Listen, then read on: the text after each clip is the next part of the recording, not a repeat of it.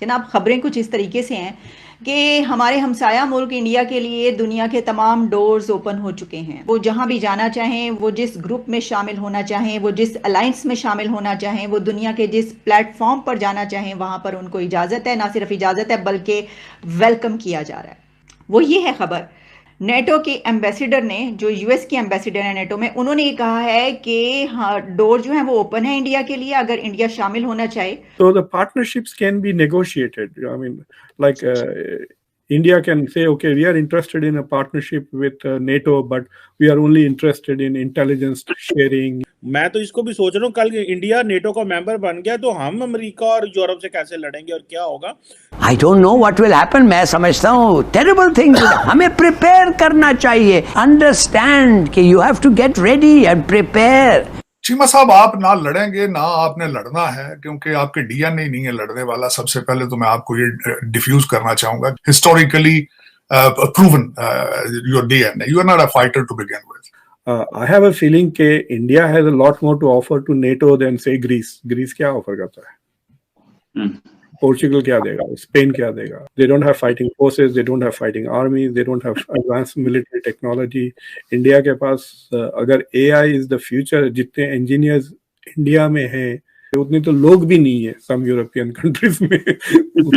Hello दोस्तों, आइए देखते हैं पाकिस्तानी मीडिया की लेटेस्ट वीडियो। बड़ी खबर यह है कि नाटो की तरफ से भारत को मिला है खुला ऑफर नाटो में शामिल होने के लिए। नाटो यानी यूरोप और अमेरिका का ऐसा अलायंस जिसमें शामिल होने के बाद उसका सबसे बड़ा फायदा होता है कि सपोज देश ए देश बी पर हमला करता है और अगर देश बी नाटो के सदस्य हैं तो नाटो के जितने भी सदस्य देश हैं वो सब देश बी की मदद करने आएंगे और सब मिलकर के देश ए पे हमला करेंगे। तो नाटो ऐसे देश के लिए बहुत फायदेमंद है जो अपनी रक्षा नहीं कर सकता, फिर उसमें उतनी काबिलियत नहीं है। लेकिन भारत की बात और है। कुछ लोग यहाँ तक कहते हैं कि इंडिया को नाटो में शामिल नहीं होना चाहिए और इंडिया अकेला कैपेबल है अपने दुश्मनों से निपटने के लिए, और इंडिया के पास दुनिया का अभी तक सबसे बड़ा हथियार एटॉमिक पावर भी है। तो इंडिया को नाटो की जरूरत नहीं है, क्योंकि अगर इंडिया नाटो का मेंबर बनता है तो उसके बहुत सारे बेनिफिट तो मिलेंगे इंडिया को, लेकिन उसके साथ साथ इंडिया को भी नाटो के एग्रीमेंट के साथ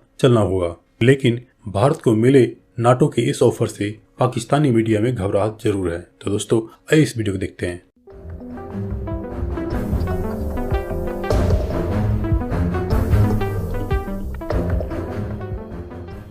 जनाब, खबरें कुछ इस तरीके से हैं कि हमारे हमसाया मुल्क इंडिया के लिए दुनिया के तमाम डोर्स ओपन हो चुके हैं। वो जहां भी जाना चाहें, वो जिस का अलाय बनना चाहें, वो जिस ग्रुप में शामिल होना चाहें, वो जिस अलायंस में शामिल होना चाहें, वो दुनिया के जिस प्लेटफॉर्म पर जाना चाहें, वहां पर उनको इजाज़त है। ना सिर्फ इजाज़त है बल्कि वेलकम किया जा रहा है। वो ये है खबर, नेटो के एम्बेसडर ने, जो यूएस की एम्बेसडर है नेटो में, उन्होंने ये कहा है कि हाँ, डोर जो है वो ओपन है इंडिया के लिए, अगर इंडिया शामिल होना चाहे तो जरूर हो। The envoy said she is grateful for the humanitarian assistance that India has been able to provide. The NATO alliance is open to more engagement. Should India seek that? जनाब, हमसाये हमारे चाहते हैं तो वो कह रहे हैं आ जाए। ये मैंने कहा है कि डोर्स ओपन उनके लिए हो चुके हैं। ताड़ साहब, कल की खबर ये है कि नेटो ने इंडिया को ऑफर की है कि वो आए नेटो का अगर मेंबर बनना चाहते हैं तो हम उनको साथ लेंगे। मैं तो इसको भी सोच रहा हूँ, कल इंडिया नेटो का मेंबर बन गया तो हम अमेरिका और यूरोप से कैसे लड़ेंगे और क्या होगा। सो ये डायरेक्शन कैसे हमें जो है वो ठीक कर सकते हैं?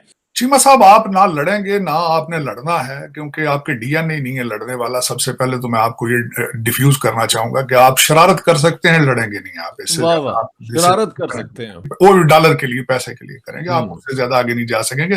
Historically proven your DNA. You are not a fighter to begin with. खासकर NATO positioning और status of NATO India versus us, सबसे बड़ी सिंपल में बात, भारत हमसे आज 100 साल आगे है, आज हमसे बांग्लादेश 30 साल आगे है, और your direction is Somalia now.